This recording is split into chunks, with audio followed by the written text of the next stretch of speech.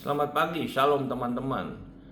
Renungan pagi hari ini berjudul Suami adalah imam pertama di dalam rumah tangga, yaitu gereja domestik. Jauh sebelum seorang pria dipanggil untuk memimpin sebuah keluarga, ia terlebih dahulu dipanggil untuk mati terhadap dirinya sendiri. Itulah sebabnya Rasul Paulus tidak memulai dengan berbicara tentang kekuasaan, melainkan tentang pengorbanan. Di Efesus 5 ayat 25, "Hai suami, kasihilah istrimu sebagaimana Kristus telah mengasihi jemaat dan telah menyerahkan dirinya baginya." Model kepemimpinan seorang pria adalah salib.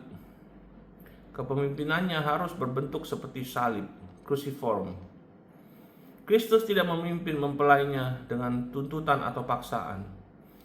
Ia memenangkan hati gereja dengan mencurahkan seluruh dirinya. Karena itu, setiap suami Kristen pertama-tama diukur berdasarkan Kalvari sebelum diukur oleh budaya atau standar dunia. Menjadi kepala keluarga bukan berarti duduk di tempat yang paling tinggi, melainkan bersedia mengambil tempat yang paling rendah. Artinya, menjadi orang pertama yang bertobat,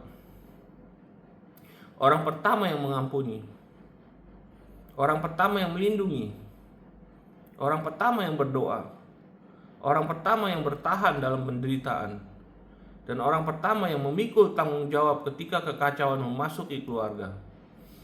Dalam kekristenan, kepemimpinan tidak pernah berarti hak istimewa. Kepemimpinan berarti memikul beban yang paling berat. Seorang suami dipanggil untuk berdiri di antara keluarganya dan kekacauan, sebagaimana Kristus berdiri di antara umat manusia dan maut. Alkitab berkata bahwa Kristus menyerahkan dirinya supaya ia menguduskannya. Mungkin inilah salah satu dimensi pernikahan yang paling sering diabaikan pada zaman ini. Panggilan seorang suami bukan sekadar membuat istrinya bahagia. Panggilannya yang lebih dalam adalah mengambil bagian dalam proses pengudusan istrinya. Membangun rumah tangga di mana istrinya dapat bertumbuh dalam kebajikan, merasa aman untuk semakin menjadi wanita yang Allah kehendaki, dan bersama-sama berjalan menuju kekudusan, bukan sekedar mengejar kenyamanan. Pernikahan tidak pernah dirancang hanya untuk saling memuaskan, tetapi untuk saling mengubahkan dan saling menguduskan. Karena itu, seorang pria harus menjadi pribadi yang layak untuk diikuti. Seorang istri akan lebih mudah mempercayakan dirinya kepada pria yang terlebih dahulu mempercayakan dirinya kepada Allah. Seorang pria yang tidak mampu menguasai hawa nafsunya sendiri tidak akan mampu memimpin keluarganya.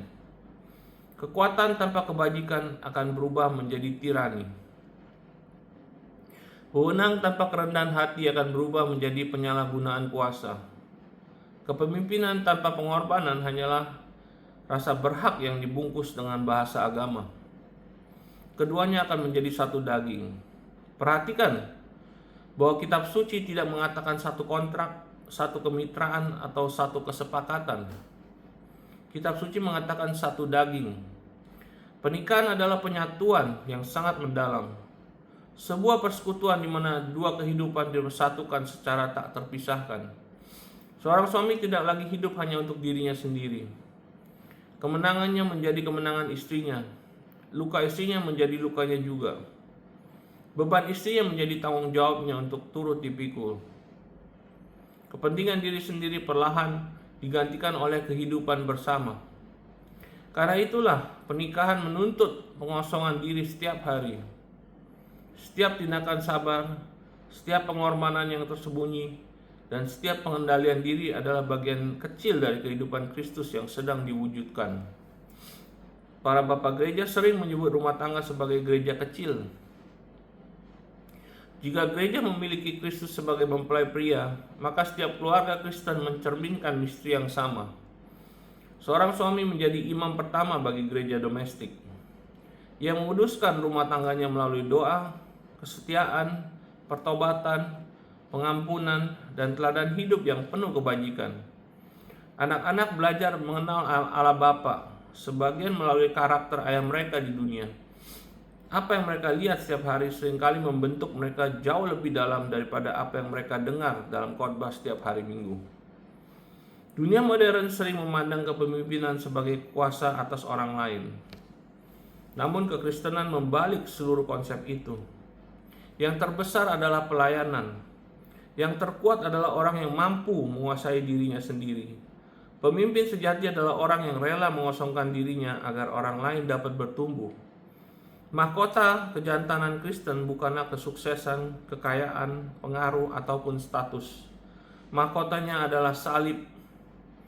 Dan justru secara paradoks, hanya pria yang memikul salib itulah yang menjadi benar-benar merdeka, benar-benar dapat dipercaya, dan benar-benar mampu mengasihi sebagaimana Kristus mengasihi.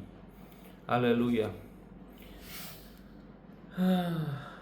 Ya, jadi seorang suami memang tidak mudah ya, seperti Kristus mengasihi gerejanya.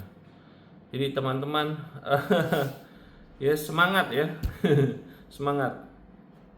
Kalian adalah imam di dalam rumah tangga kalian ya, laki-laki ya, para laki-laki. Okay, stand up and be the man. In Jesus' name, amen. I see you again tomorrow morning. Bye.